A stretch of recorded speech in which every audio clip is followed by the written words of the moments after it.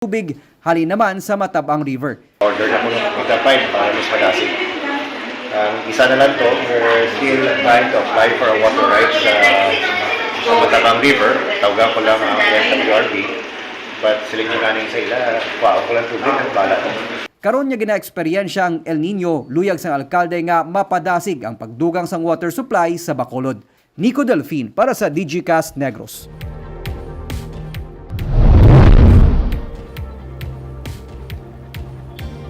Sa number 3, gina-consolidate pa karon sa Sugar Regulatory Administration ang kahalitan sa mga pananom sa mga tubo sa Negros Occidental sa Sugar Regulatory Administration. Ang natamaan sa probinsya amo ang sur nga bahin. Inisunod sa kay Maria Lourdes Almudjente, ang Chief Agriculturist Extension Services Division sa Visayas ng Sugar Regulatory Administration. Paatag niya, sa Visayas ang Cebu, Leyte, Panay kag Northern Negros ang may parehos nga weather pattern, may pagtupa pa sang ulan. Pero ang Southern Negros tuma na kaninit sang pag-ulan, umalin pa sang bulan sang Enero. Sa gipagwa nga advisory, damlag pa sang DOST Pag-asa dala sang El Nino phenomenon, mag-eksperyensya ang Negros sang drought o kung 3 kasunod-sunod nga bulan, nga below normal ang rainfall condition o kung masobra sa 60% ang reduction sa pag-ulan gikan sa average rainfall. Parayon pa pakig-angot suno sa iya sang Department of Agriculture, SRA kag Bureau of Soil and Water Management para sa cloud seeding operation nga ginalantaw isa sa mga tikang nga sarang mahimo para mabuligan ang mga pananom. Antes pa man mag-igong El Nino suno sa kay Almudjente, nakapatigayo na sila sa information dissemination para mabuligan ang mga mangunguma. The whole of Visayas po, meron. Oo. Pero yung kasi mas intense kasi yung effect sa ng El Nino sa South Negros at saka sa Central Negros. Nag-uusap-usap ngayon kasi with DA and the Bureau of Soils and Water and Management kung ano yung plano. Nagpa-plan na sila before kung anong intensity ng cloud seeding na kailangan kasi yung DA ang yung DA, SRA at saka BSWM yung magde-decide nung kung kailan at kung saan.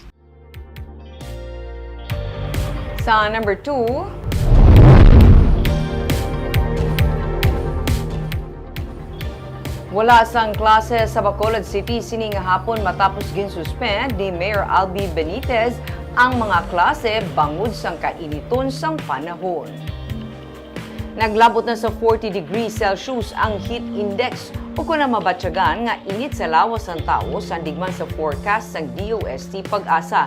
Gani pinaagi sa Executive Order 013, nagdeklarar sa suspension of classes si Mayor Albi Benitez sa mga public ag private schools sa Bacolod sa tanan nga level. Kay nasang udto, may iban nga ginikanan nga bag-ula nga sampot sa eskwelahan para idulong ang ilang mga estudyante para sa panghapunan nga klase. Ang gilayon man nagpauli sa makabaton sang impormasyon angot sa class suspension. Plano sang pila ka mga buluthuan nga sa masunod nga semana magpatuman sang hybrid learning gamit ang mga modules agud nga mabuhinan ang kagutok sang estudyante sa mga classroom. Iniagud bisan paano mapasiguro nga komportable ang mga estudyante sa ila pagtuon bisan tig-ilinit. Shift kami anay sa hybrid in the coming next weeks abe kay para hindi man kami matamaan ng kabataan may ginasunggo, sakit ulo. Siyempre sila man kay hindi na conducive for learning ang classroom kay tama ka-jump pa kagkainit. So amo na ma-approve ni ang letter namon padala sa superintendent and sa amon supervisor, eventually maka-decide kami ma-shift gid. Kaag sa numero 1 sa mga balita, subong nga adlaw.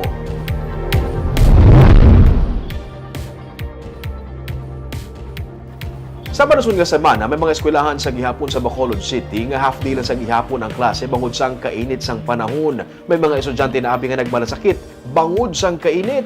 Yaring report. Si Lola Mary Sotavento nagsugat sa iya nga apo sa Mabini Elementary School sa Bacolod kay nasang udto matapos mahibaluan nga canceled na ang klase sa hapon bangod sang mainit nga panahon. Pabor siya diri kay man ang iya nga apo ginasunggo na sa tuman nga kainit sang panahon. Ano na lang? Sugat ko na lang Oo. Kaya wala klase. Wala klase. Mas okay man siya wala na lang klase baka muli kainit. Gani mo, sir. Ikaw? sunggo ng mga bata, init-init kita ma. Sunggi-sunggo na niyo. Sugo na ni? Ano nga grade ni?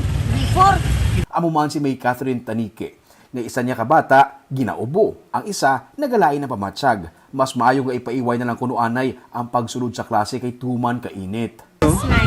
Kay tungod?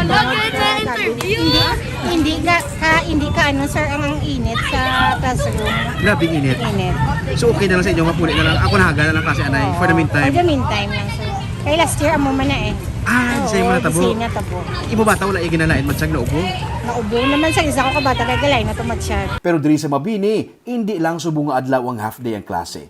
Plano sa eskwelahan nga mag half day naman sumugod next week. Sunod sa kay Master Teacher Teresita Posisyon, may mga estudyante na gidman nga nagareklamo nga nagalain ang pamatsyag bangod sang kainit. Sa reklamo sa mga advisor, pag sa amon gidya nga school health nurse namon nga in charge nga sakit ulo, perting init, daso mara gidya ka experience nga ubo gid grabe ang ubo kag sipon. Hindi naman ani pwede ang outdoor activities sa eskwelahan. Ipatuman nila sumugod next week ang half day nga klase. 7 a.m. ang sulod kag 11 a.m. ang dismissal, samtang hindi patuman kainit. Itagaan lang sang take-home nga activity sheet ang mga estudyante para nagapadayon lang sa gihapon ang ilang pagtuon pag-abot nila sa ilang mga balay.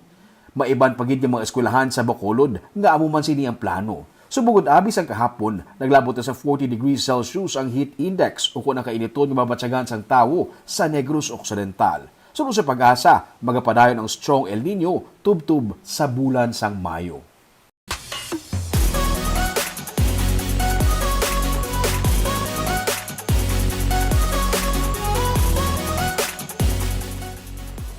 Kag, yari na ang pagpabalo namon yung pagpag-good vibe sa inyo sining nga weekend. Subong nga nagabiti ang init, ano ba lang manami nga himuon? Siyempre ang maghulom sa tubig, mabugnaw nga tubig sa mahandong nga lugar, kag ang tubig amusin niyang kolor. Di balado ka nami lang maglutaw-lutaw nga i-enjoy ang view kun amusin niyang tubig nga ginalangoyan mo. Inibwas ang aton lagawan sa tripping ni Rome.